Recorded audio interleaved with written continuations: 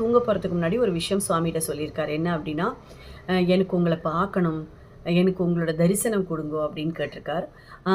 அவர் தூங்கும்போது கரெக்டாக அவரோட கனவுல வந்து சுவாமி இப்படி தலையை குமிஞ்சு பார்த்தா எப்படி இருக்கும், அந்த மாதிரியான சுவாமியை பார்க்குறாரு. ஏன் சுவாமியோட தலை குமிஞ்சிருக்கு அப்படின்னு சொல்லிட்டு இவர் இப்படி போய் பார்க்குறாராம் கனவுல. இதெல்லாம் நடந்திருக்கு. அப்படின்னா என்ன அர்த்தம் சாயி அப்படின்னு என்கிட்ட கேட்டார். அப்படின்னு சொன்னேன், சுவாமி வரேன்னு சொல்லி கனவுல வந்தாலே ஆசீர்வாதம் தானே, அதை விட என்ன பெரிய சந்தோஷம் வேணும் சாயி.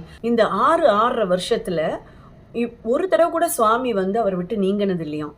ப்ராப்ளம் வரும்போதெல்லாம் நான் இருக்கேன்னு உணர்த்திகிட்டே இருந்திருக்காராம்.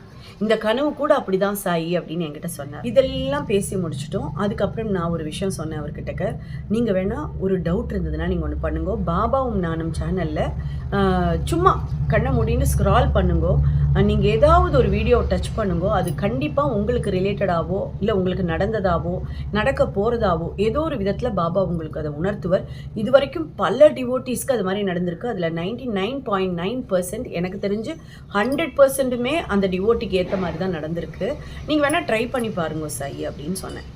எல்லாம் பேசி முடிச்சுட்டோம். கிட்டத்தட்ட 1 hour. எனக்கு நானே ஒரு பாயிண்டில் சொன்னேன் அவர்கிட்டக்க, சாயி நீங்கள் யாருன்னே தெரியாதோ, நான் இவ்வளோ நேரம் சுவாமியை பற்றி பேசின்னு இருக்கேன் அப்படின்னு சொன்னேன். அவரும் சொல்கிறார், நான் என்னோட ப்ராப்ளம்னு சொல்லி யாருக்கிட்டையுமே பேசினதில்லை சாயி, ஏதோ ஒன்று சுவாமி கனெக்ட் பண்ணி வச்சுருக்கார் போல் இருக்குன்னு அவர் சொல்கிறார். ஆக மொத்தம் இது டிவைன் கனெக்ஷனுங்கிறது எனக்கு புரிஞ்சுடுது. ரொம்ப சந்தோஷம் சாயி அப்படின்னு சொல்லிட்டு வச்சுட்டோம். அதுக்கப்புறம் அவர் என்ன பண்ணியிருந்தார், நான் அதுக்கப்புறம் விட்டுட்டேன். அதுக்கப்புறம் சாமி விளக்கெல்லாம் ஏற்றிட்டு நான் உட்காந்துருக்கும்போது நான் பார்த்தேன், ஒரு மெசேஜ் போட்டிருந்தார். அது உங்களுக்கு நான் காமிக்கிறேன். ஆக்சுவலாக 1 minute. ஆக்சுவலாக நீங்கள் பாருங்க,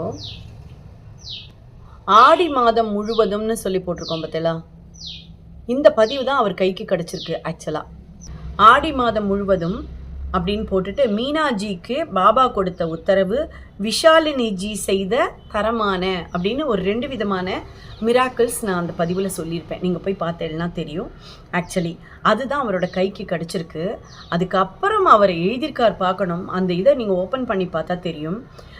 பாபாவோட மிராக்கிள்ஸில் வந்து அந்த அற்புதங்களில் வந்து நான் இந்த மாதிரி தான் ஃபோட்டோ போட்டிருப்பேன்.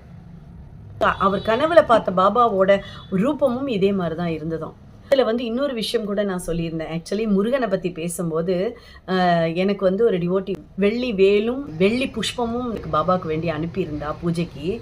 அதை பற்றி நான் அவர்கிட்ட சொல்லியிருந்தேன். அதுக்கேற்ற மாதிரி அந்த பதிவை ஓப்பன் பண்ணேன்னா நாங்கள் என்னெல்லாம் டிஸ்கஸ் பண்ணோமோ அது ஒருத்தர் வந்து மினிட் எழுதி வைப்பா இல்லையா, ஒரு பிஏ வந்து எழுதி வச்சான்னா என்னெல்லாம் பாயிண்ட்ஸ் நோட் பண்ணுவாளோ அத்தனையுமே அந்த பதிவில், ப்ரீவியஸ் பதிவில் நான் சொல்லியிருக்கேன்.